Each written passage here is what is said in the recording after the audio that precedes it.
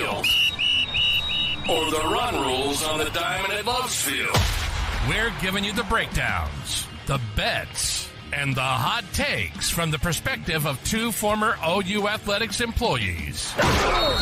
You're listening to the Mainline Podcast with Tyler Burton and Adam Jaquez. Let's go! Let's go! Go!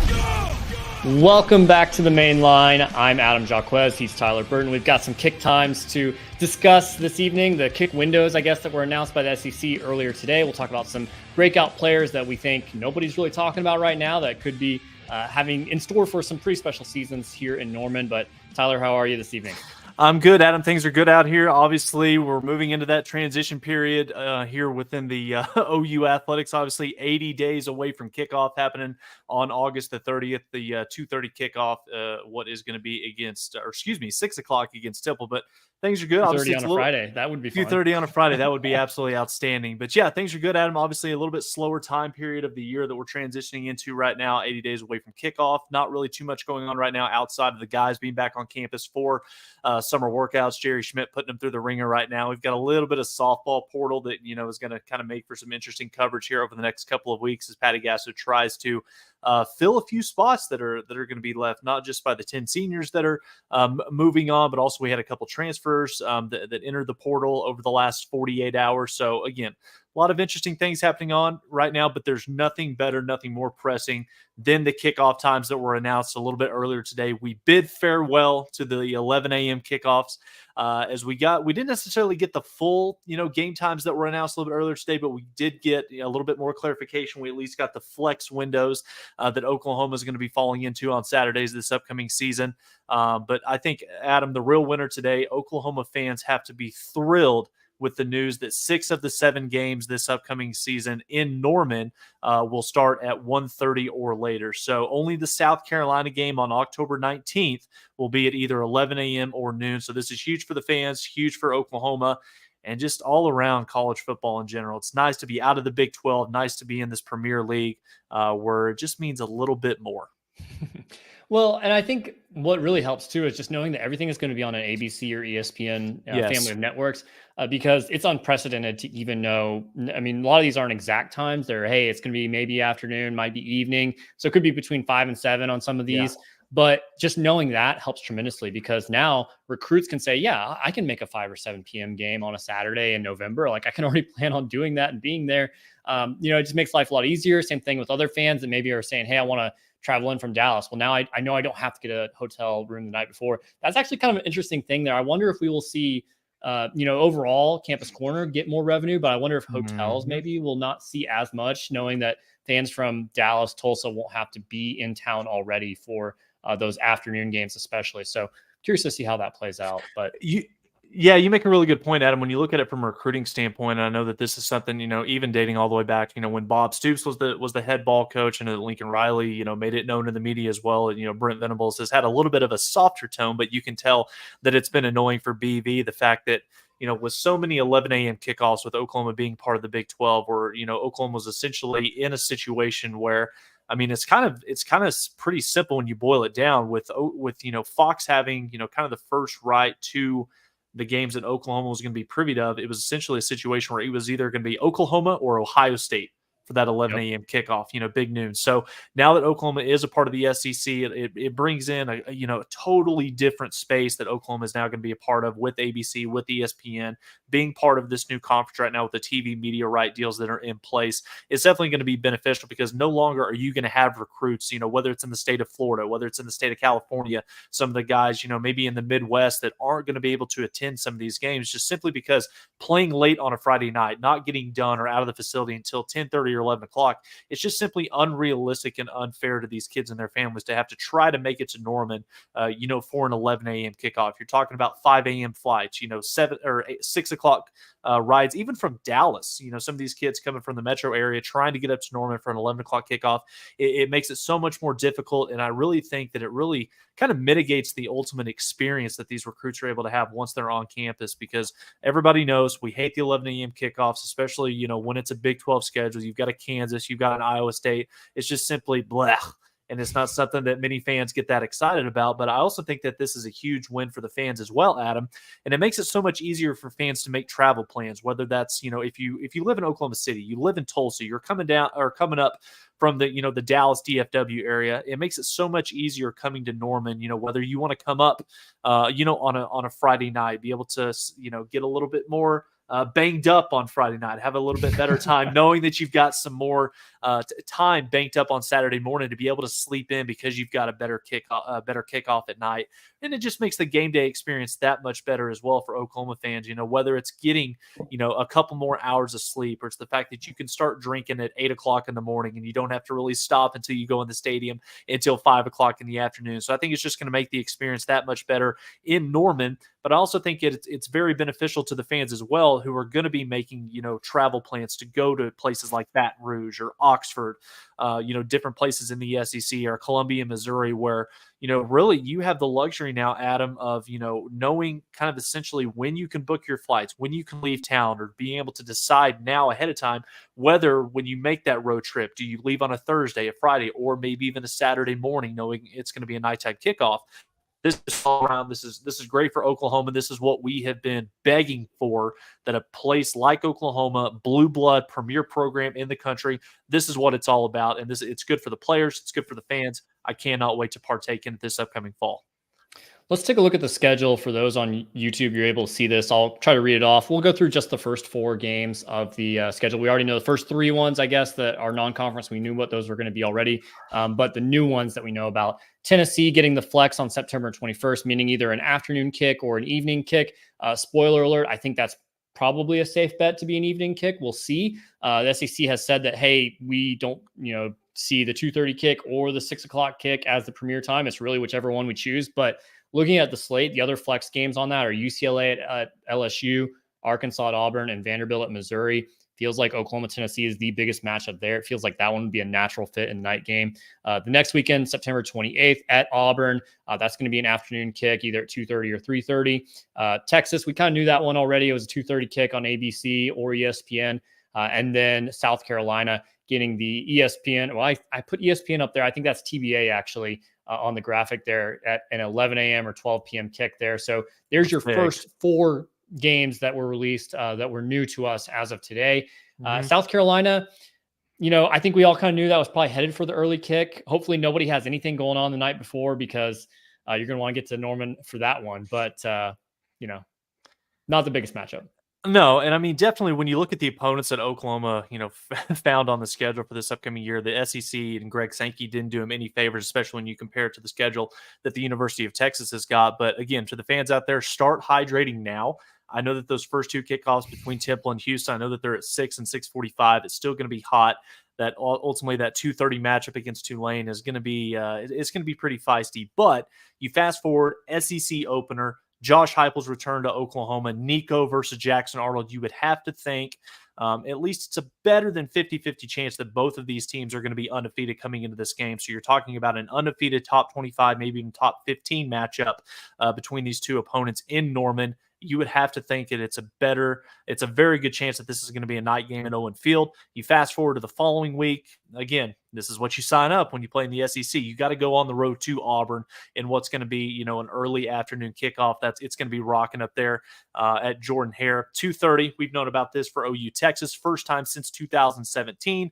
The Baker to Mark Andrews touchdown play in the final minutes of the fourth quarter to put Oklahoma on top. That's going to be a really good experience. We've talked about it. Out of 15 of the last, I think it's 17 or 18 OU Texas games have kicked off at 11 a.m. So, as two guys that have been at this game for, but I think that this is going to end up being, I think, probably my 16th or 17th in a row. You've been to a ton of them as well. Anytime that it's a 2:30 kickoff, it does give the fans a little bit more time to, get a little bit more juiced up. It makes the Cotton Bowl experience that much better. South Carolina, I'm okay with this one. It's the day after the wedding. Okay, it's fine. It's fine with me. I was wondering if you were going to take the bait there. I love the softball out. Yeah, I'm totally okay with it. Ultimately, get married the night before. Going to be a big party. Sleep in a little bit, then turn the channel on. Watch Oklahoma 10 versus a.m. Shane Mountain Gamer. time. 10 a.m. Mountain Time. That's actually been one of the best parts about it. I know that many people complain about 11 a.m. Central kickoffs. I know from my time living in Oklahoma, I didn't mind it whatsoever. You got to get up, you got to watch your team play. Ultimately, if it was an Oklahoma win, it made the day that so much better to kind of kick your feet up and watch the rest of the slate of college football. But yeah, the fact that I can now wake up and the game kicks off at 10 o'clock where I live, it just makes it that much sweeter. Adam, what are your thoughts on this? The SEC, Oklahoma going to the Grove, an Ole Miss kickoff at 11 a.m. or 12. I feel like that's probably the best possible draw for Oklahoma going into that game. Yeah, absolutely. I know it's a little bit of a bummer. I know Harry was in the chat there saying that basically, like, yeah, that kind of ruined the road trip or the initial SEC road trip that he had planned for this year, because most likely, if you're an OU fan traveling to that game, you're probably staying in Memphis the night before, which is over an hour away. So it really mutes the game day, the tailgating. I'm sure they'll tailgate after the game, but OU fans might not want to stick around. Ole Miss fans may not want to stick around. We'll see what happens in the results of that game. But I think it definitely takes a big piece out of that matchup. And let's be honest, like Ole Miss, that's not a helmet logo game. For as good as Ole Miss might be this year, they might be top 10 when we play them. They could be a playoff contender. Could be top 5. They're not a helmet logo still. They're still not a helmet logo. And so that matters when you look at those matchups. And I think it's fun. I think the team will look forward to that. As a visiting team, you usually do want to play first thing in the morning, go get it out of the way, go, play in a stadium that maybe isn't as loud as it would be in a night or afternoon game, because for Ole Miss, this might be their biggest game of the year. I mean, they've hosted Alabama before, they've hosted LSU before, but this is Oklahoma. Like, I don't think they've ever hosted OU. So that's a big deal for those fans. It's probably one of the ones that they've been looking forward to the most. So I think that does help Oklahoma quite a bit. Yeah, it's definitely a game that was circled on Ole Miss's schedule as soon as it came out. I've got a couple buddies that I went to high school with. One of them, he's an Ole Miss graduate. He's a diehard Rebels fan. He's foaming at the mouth. He cannot wait for this football season to get started. I think that many people down in Oxford and even, the national media across the country, they think that this has an opportunity to be the best team, the most talented team in Ole Miss history. And I know that you look at the schedule, ultimately, they've got a couple of games that they could possibly trip up on. I know that they are very confident right now when Oklahoma does come to town, especially when you look at what they've got, coming back on the offensive side of the football. I think that when you look at across some of the different magazines, some of the different outlets, I want to say that they've got 3 guys at the wide receiver position that are first or second team preseason all SEC. So Jackson Dart's going to have plenty of weapons at his disposal. It's going to be a fun test for that Brent Venables secondary when the Sooners do go into Oxford here towards the end of the season. Adam, to kind of round this thing out, the last 4 games of the season, ultimately Maine gets announced. It's a 1:30 kickoff. Ultimately, I think that, with that game being later in the season, it's going to be a little bit cooler. The fact that you're able to get that game out there when the sun is up, probably going to be a pay-per-view game or possibly on ESPN Plus. So really no shade at that. Oklahoma's going to go out there and take care of business. But the final 3 is when it gets really interesting, because you've got to go on the road to Columbia, Missouri. And I know the Oklahoma fans out there, it kind of feels like that's a rivalry that is kind of one-sided. I know that Missouri is trying to make that, kind of ramp that up to be a little bit more than what it actually is when you look at these 2 programs historically and their success on the field. But there is a little bit of bad blood between these 2 programs right now, whether you want to look at it from a recruiting standpoint with Caden Green choosing to enter the transfer portal to go to Missouri from Oklahoma. You look at kind of the cryptic post that Theo Weiss put out on social media. That was something that kind of got Oklahoma fans, buzzing on X. But again, Oklahoma's going to be walking into a hornet's nest. If I could pick one game, Adam, and again, I know that when you look at this schedule, it's absolutely loaded. You've got to go to Death Valley. You've got to go on the road to Oxford. You've got to take on Texas in the Cotton Bowl at 2:30 kickoff. Oh, by the way, you've also got to go to Jordan-Hare and welcome in Tennessee to Oklahoma as well. So this is an absolutely loaded schedule that Oklahoma's going to have to deal with. So when you look at the fact that these last 2 weekends that Oklahoma's going to be facing up, the Saturday after Thanksgiving, where Oklahoma's going to be going on the road to Baton Rouge. I think that LSU, from a timing standpoint, probably got the most favorable gift, I would say, the most favorable scheduling when you look at what the TV channels and what the SEC and the media rights people did in scheduling LSU, there's a very realistic chance that LSU is going to be playing every single home game either in the 2:30 window or it's going to be a night game in the dark at Tiger Stadium. So Oklahoma's going to definitely have their hands full when they go into Baton Rouge that final weekend of the regular season. And then the big one that everybody's got scheduled when this thing all kind of came together was the fact that Alabama, led by Kalen DeBoer with Jalen Milroe at quarterback, they're going to be coming into Norman for what's going to be the final regular season game of the year in Norman. Oklahoma, Alabama, two of the premier programs in college football. It's going to be a hell of a lot of fun to watch. You hope that that's going to be a game that kicks off at night.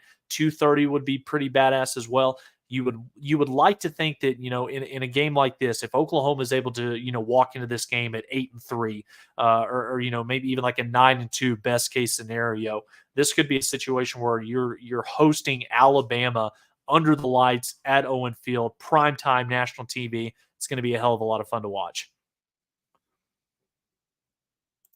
And I think we might have lost Adam on this one. Give it just a second here. Sorry, ladies and gentlemen. Yep, Wi-Fi just went out on his end. Let's see here. Let's take a look at what we've got in the chat here. Harry, what's up, buddy? Not happy my OU road trip this year is set. Ole Miss. Hey, Ole Miss is going to be a lot of fun. I know that it's only a stadium that holds about 60 fans, but again, from having some friends that have been privy to be able to go to those games up in Oxford, it's going to be one hell of a time. And Ole Miss kind of lives on the mantra as a fan base where we might lose the game, but I can promise you we're not gonna lose the pregame party going into it. So the Grove is going to be rocking. Having brunch on Ole Miss's campus is going to be a lot of fun. Marshall says here, Missouri Cubs, no depth. Don't think so. I think that you could probably make a pretty realistic claim when you look at Oklahoma's schedule here, and we'll get this thing pulled up. I think outside of LSU, and I know that Oklahoma's going to have their hands full when they go to Auburn. Oklahoma's going to have their hands full, when they go on the road to Ole Miss.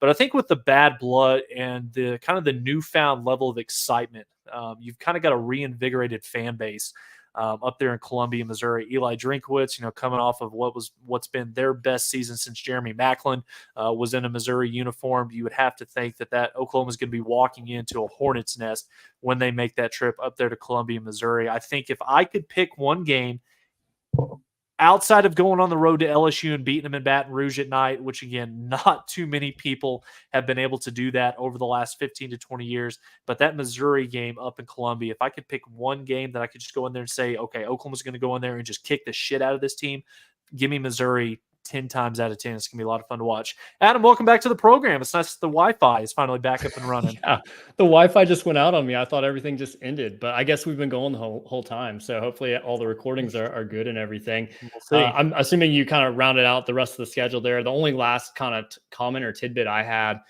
was that, just looking at the rest of the SEC schedule, I think it sets up really nicely for OU fans that want to see other games, because when you look at pretty much every week, there's nothing really that OU lines up with Alabama versus Georgia or anything like that. For the most part, you're going to be able to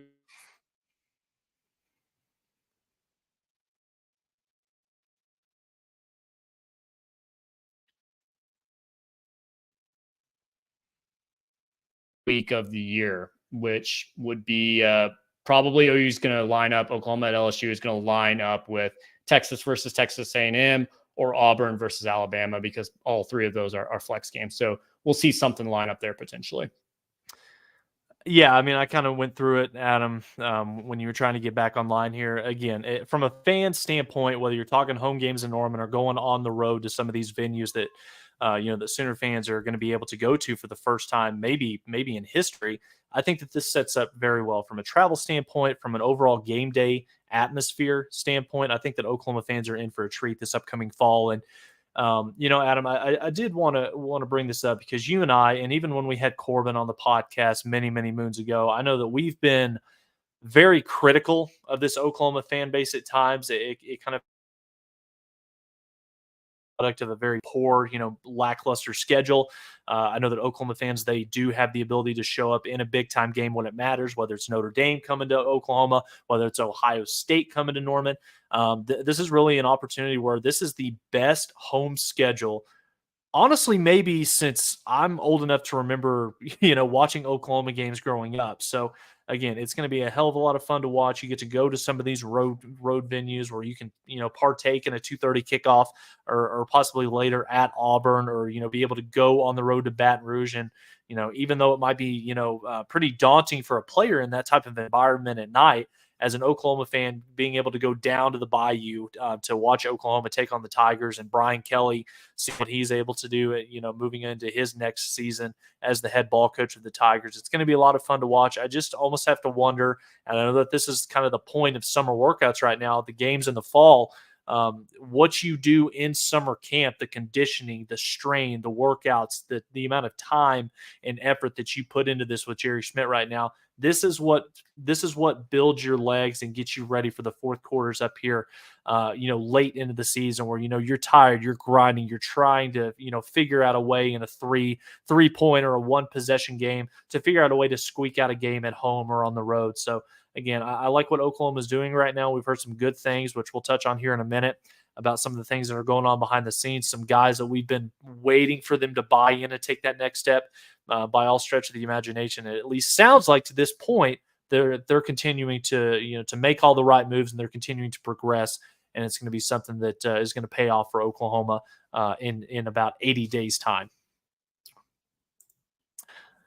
Still waiting on Adam. Gotta pay that bill, buddy. And again, if you're joining us right now, we apologize for the technical difficulties, but if you're following us right now, whether you're watching us on Twitter, watching us on YouTube, please feel free to like and subscribe to the podcast. Like I said, we're a couple of guys. If you're new to the show here, my name's Tyler Burt, my co-host Adam Jaquez. We're just a couple of guys. I'm an Oklahoma grad. We both used to work in the athletic department at OU. So we have a little bit of a unique perspective on some of the things that kind of go on throughout the year across various sports. So it's nice to be able to bring those questions on here, or bring that experience on here and talk about, whether it's tickets, whether it's, fan access, whether it's, game days, different things like that. So if you guys ever have any questions, definitely feel free to reach out. And Harry, as always, following on the X/Twitter. Harry, hope you're doing well, buddy. Appreciate you joining us. We look forward to seeing you at some games here in the next 2 to 3 months. So, Adam, welcome back for the third time. It's nice to see you, buddy. I do not know what is going on. Did you at least press record? We won't go there. We'll see. I guess I'll get this in. I'll get this in while I'm back because I don't know if I might get kicked off again. But we should mention that Prize Picks is sponsoring the show, and we really appreciate them. And they're a really fun way to test your skills, this season, and one of the most exciting ways in Oklahoma and many other states around the country. So if you have skills, you can turn $10 into $1,000 in just a few taps. And they offer weekly promotions that can lead to pretty big payouts, like Taco Tuesday. We go live on Tuesdays typically if the Wi-Fi works. So each Tuesday, Prize Picks discounts some player projections up to 25%. So you get even more value out of that. Now, Tyler, I know it's a big golf week for you, and that's something you can do on Prize Picks. But Tiger Woods, less or more on 73.5 strokes for his first round on Thursday. What would you pick there? I think at this point right now, I would probably have to take the over. I know that for a lot of people out there that are avid golfers, can't soak up enough content, especially during major championship weeks. When you turn on the TV or you see some of the videos coming out of Pinehurst right now, and you look at the tough conditions, especially on the greens, it's going to be one hell of a test. I don't think it's out of the realm of possibility that you're going to see the winning score for this upcoming weekend be more than about 5 or 6 under par. I think that this golf course, it's from a it doesn't have hardly any water, if any, on this. But when you look at some of the undulations of the greens, you look at some of the hazard areas, there's bunkers. I think they said that there's close to 120 bunkers all over the property. So again, this is going to be a fun test. I know a lot of players, over the course of the first couple of days of this week, especially during their media availabilities, they're already griping about how difficult of a test this is going to be. So it's going to be a nice, fun challenge. But again, if I had to pick, just because simply the lack of, tournament reps, the lack of feel and comfortability in this situation. Just simply because he hasn't been able to play enough golf, just because simply his body won't let him to. I'd probably have to take the over, but again, gamble at your own risk. Prize Picks is definitely the way to go. They make it fun, make it a lot more enjoyable watching this. So feel free to go on there, use the promo code, and partake in that for the U.S. Open at Pinehurst this upcoming weekend. Yep. All you got to do is download the app today. Use code Mainline for a first deposit match up to $100. That's code Mainline for a first deposit match up to $100. Prize Picks, pick more, pick less. It's that easy. Tyler, you're running the ship at this point. I don't know what's gone on since I dropped off the Wi-Fi map there. Have we talked breakout players at all? No, we talked the Hunter Biden conviction earlier today. We talked a little bit about the bird flu that's going to be coming up here. So no, I'm kidding. No, we just kind of touched briefly on, we put the final bow on the conversation about the game times being announced today for Oklahoma's schedule. Talked about a couple of the games that we're really going to be looking forward to. But Adam, let's kind of move on to our final topic here, because this is a question that we posted on Twitter that got a lot of traffic, a lot of different responses that I want to dive into these one at a time. And if you're listening on the chat here, feel free to throw your response in there as well. We asked the question: breakout players for this upcoming season, OU football, that no one is really talking about at this stage in the game. I know that a lot of players like a Deion Burks, like a Danny Stutzman, Billy Bowman, Jackson Arnold, a lot of the talk, a lot of the storylines are being posed around these guys, and rightfully so. But for Oklahoma ultimately to get to where they want to, get to, which is, hopefully, an appearance in the SEC championship game in Atlanta, winning 9, maybe 10 ball games. What's a couple of players, Adam, that simply need to show up, that are flying under the radar, that this is a big summer and fall camp, that these guys have got to take that next step for to be difference makers and impact players this upcoming fall? We got a ton of responses, and about half the roster was listed. So there's a lot of sleepers out there, but I thought one of the first ones that stood out to me was Cole. No text, just a picture, Peyton Bowen. And I thought, nobody really is talking about Bowen right now. And I think he had a good freshman year. There's certainly some moments. He had a big sack against Central Florida. He had the blocked punt against SMU. I think he had some forced fumbles. I want to say against Texas, he forced a fumble that Gentry Williams recovered, if I remember right. So he had some moments, had some health issues, some little tweaks here and there that probably wasn't able to play as much as the coaches would have liked him to. But just kind of a quiet off season for Peyton Bowen. His name hasn't come up too much, but this is typically the year that those guys, especially highly talented freshmen that are getting a lot of playing time, they make a huge jump in their second year. And man, that could be potentially the best safety duo in the entire country with Billy Bowman there, if Peyton Bowen really maxes out his potential here in year 2. Yeah, anytime that you're a 5-star, a top, 20 to 30 player in America coming out of a high school, especially out of a program in Denton where, you're playing at the absolute highest level of Texas high school football, there's going to be a lot of expectations. And we saw some flashes from Peyton Bowen last year that got a lot of fans, excited about this.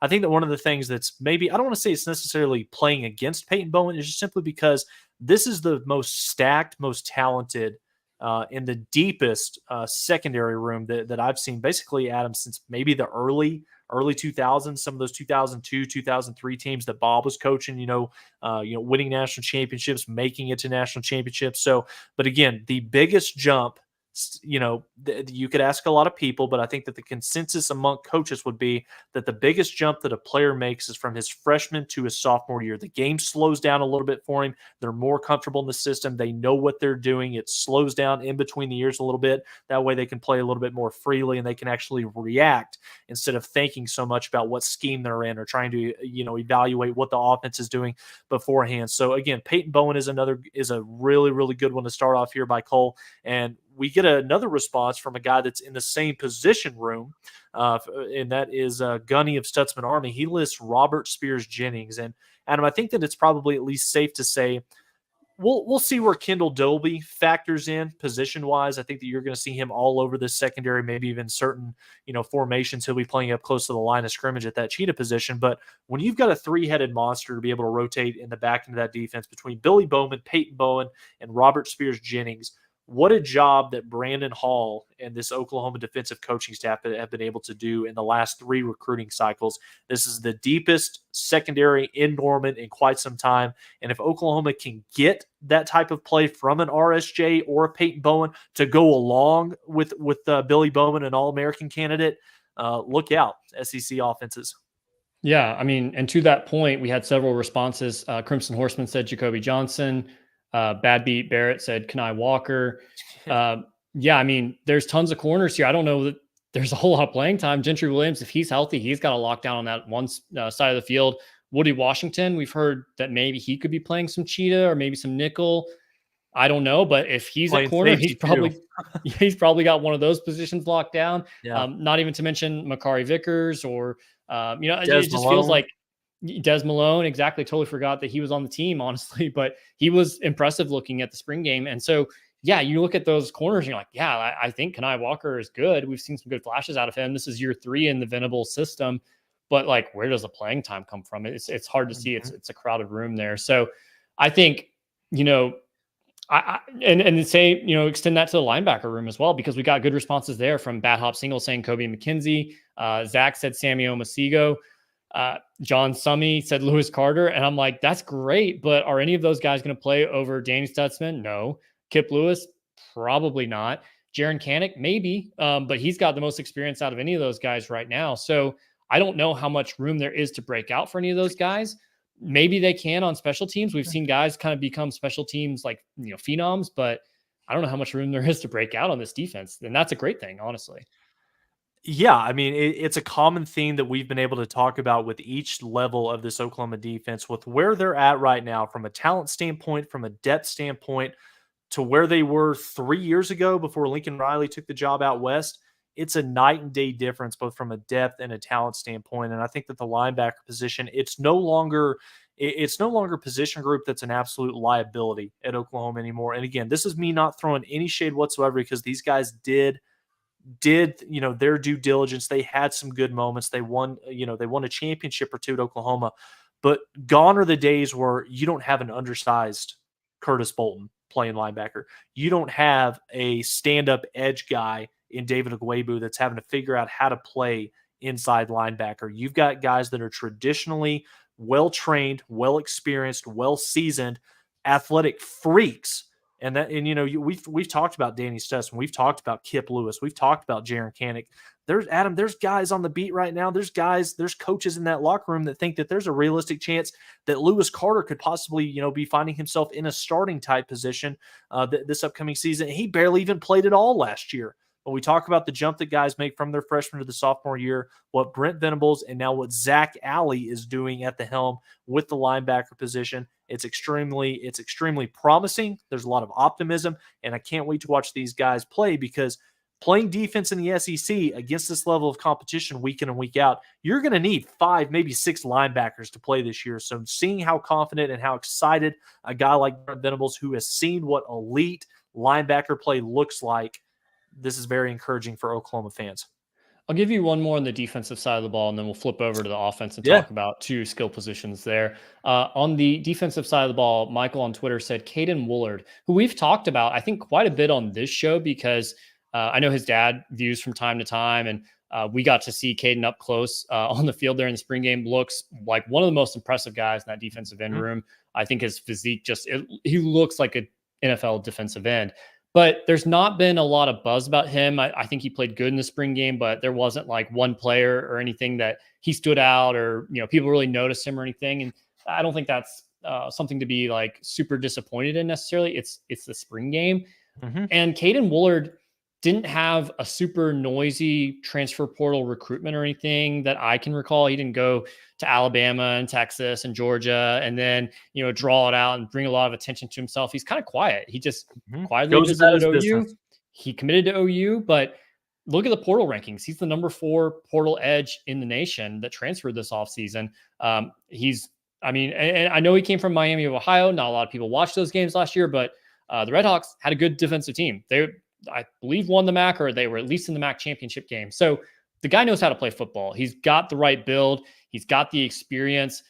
I think he's going to be pushing for a lot of playing time, because we haven't really heard that like PJ Adebawore has really like taken a hold on anything. We haven't heard that, our Mason Thomas is fully healthy and it's all systems go. And you just kind of sit on edge there and, okay, well, Caden Woolard's kind of someone that I think a lot of people can depend on, but no one's really talking about.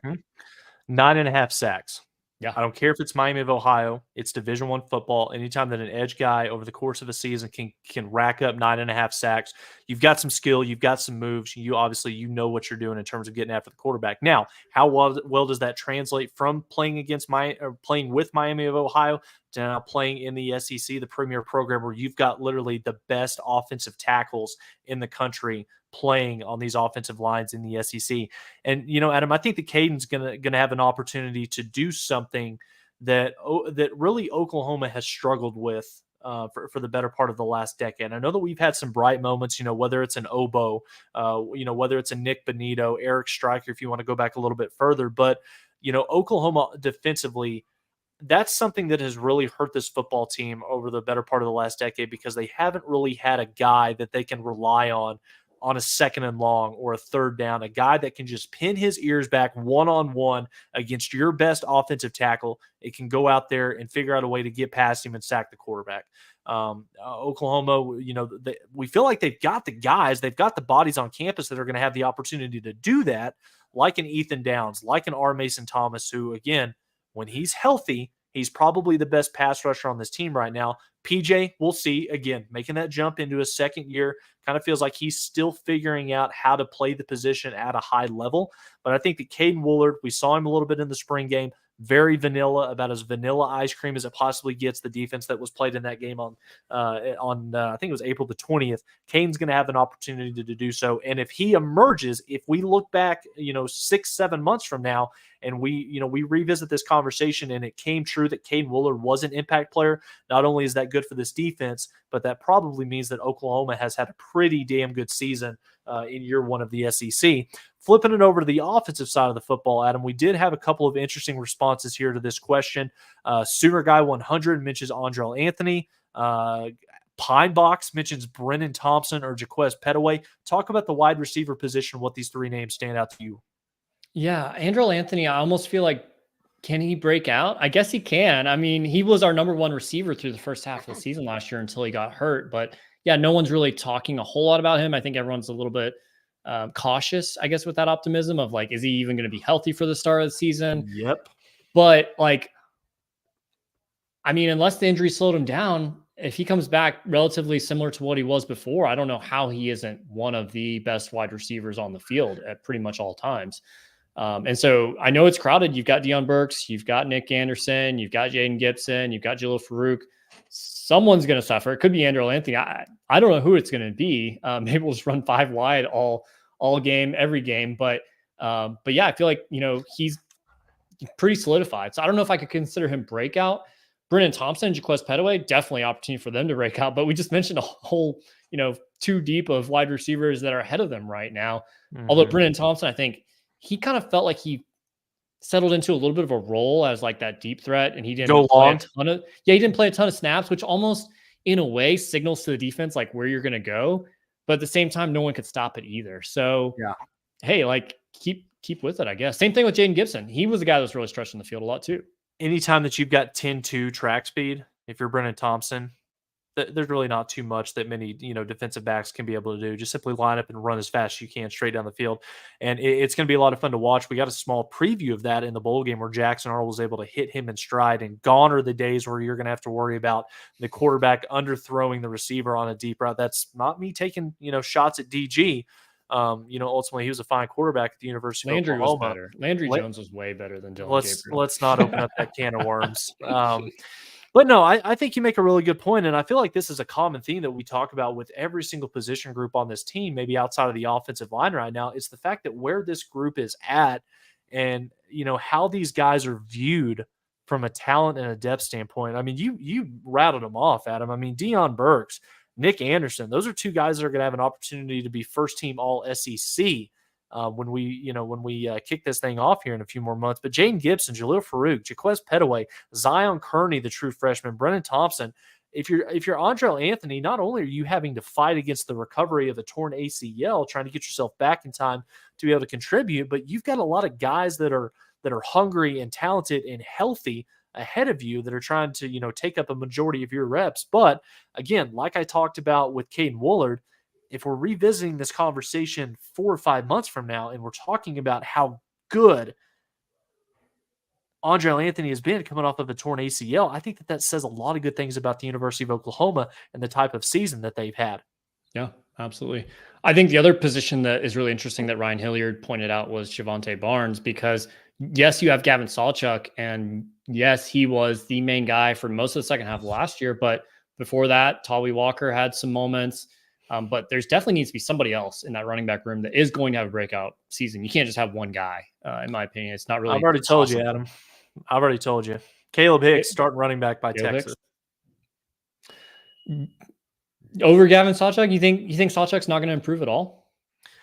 I think that Gavin Sawchuk is going to improve, and I expect a lot of good things from Gavin this upcoming season, but I think that the injury bug has been something that Gavin really hasn't been able to shake over the last couple of seasons. When Gavin's fully healthy, I mean, he's a maybe top 10 running back in the country, but it's just a matter of when you play in the SEC and you go up against some of these defensive lines, some of these front sevens, it can be pretty taxing on your body. And Oklahoma is really, I don't think that, let me rephrase this. I don't think that Gavin Sawchuk is the type of running back that DeMarco Murray can throw out there and say, hey, we need to give this guy 20 carries on a Saturday in Oxford, or Alabama's coming to town. Let's feed the ball to Gavin Sawchuk. I think it's going to be a little bit more of a running back committee approach that Seth Luttrell and Joe John are going to kind of approach the season with. And again, it helps being able to do that when you've got a stable of running backs that have different skill sets that you can utilize in different situations, different down and distances. But I think that Gavin Sawchuk, Caleb Hicks, Javonte Barnes, Taylor Tatum, another guy as well that's finally on campus right now. Had a chance to hear from DeMarco Murray. He's so excited about what Taylor Tatum's going to be able to be once he gets his feet wet and the game kind of slows down a little bit for him. So I thought it was interesting, Adam, and we'll put a bow on it with this. I thought it was interesting that not a single offensive lineman was listed from some of the responses that we got on Twitter. I think that we're all still getting acquainted with them at this point. Yeah, very, very true. But I think that when you look at some guys that have been on campus at Oklahoma, a guy like Jacob Sexton or a Jake Taylor, or even a guy like Heath Ozada, these are guys that have been on campus for multiple years now at the University of Oklahoma. And I think that it's pretty safe to say, whether it's the local media, whether it's the fan base, whether it's the national media, the offensive line at the University of Oklahoma for this upcoming season is going to be the difference between this team potentially going 7-5 or 9-3. Because everywhere else across the board on offense, Oklahoma's got the guys that can take advantage and play high-caliber offensive football in the SEC. It's just a matter of, can they hold up in protection? Can they assert themselves in the trenches? Can they run the football and make it a lot easier for DeMarco's guys? So maybe this is next week's topic here on the main line then. So teaser, you'll have to tune in next week. But I think there's actually a lot more talent on the offensive line than people realize. There's a lot of guys that have started a lot of games, and it may stack up better than some other teams that are feeling better about their offensive line situation than Oklahoma is right now. Because you just look across the board, yes, there are a lot of transfers, but these guys started a ton of games at the previous school. Now it's up to Bill Bedenbaugh to put all those pieces together, but I mean, who better would you have to do that in the entire country? Absolutely. In Bill we trust. He's one of the best offensive line coaches in the game for a reason. But again, I will go back to this and I will die on this hill. We've seen over the last 5 years, Oklahoma, and if you want to say Bill Bedenbaugh, if you want to specify and point him out, Oklahoma has been afforded the luxury of 5 to 6 games to kick off the season, where by OU Texas, you just have to have that top 5 or 6 man rotation lined up. Yeah. You got 3 weeks if you're Bill Bedenbaugh. You got Temple, you got Houston, you got Tulane. You'll be a double-digit favorite in every single one of those games at home. Those should be 3 easy wins. When Tennessee comes to Norman, they're going to have a couple of guys in the front 7 that are going to be first round, maybe late first round, maybe early day 2 draft picks. Bill Bedenbaugh is going to have it figured out. And again, I know that they've got some talent. I know that they've got some experience. They've got some guys that have played a lot of football at a few different schools, whether it's a North Texas, a USC, Florida, Michigan State. I think that it's going to be imperative that Bill Bedenbaugh has this thing figured out by the first couple weeks of the season, because when Tennessee comes to town, oh, by the way, you got to go to Auburn the following week. Then you got to take on Texas. Then you got South Carolina. Then you got to go face Walter Nolan and Ole Miss up there in the Grove. You get a bye week against Maine, and then you've got arguably 3 of the best front 7s in the country. Damn sure at least 2 of them. You got to go to Missouri. You got Alabama. Then you got to go to Baton Rouge.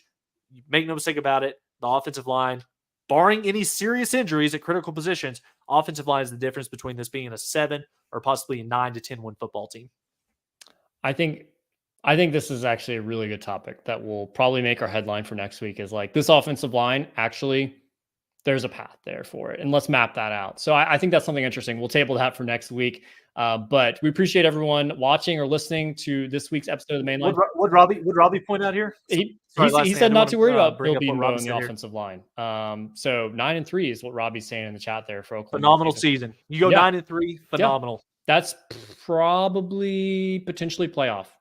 We'll see. We'll see how things shake out in the new one. But we appreciate everyone tuning in this week, especially through the Wi-Fi difficulties.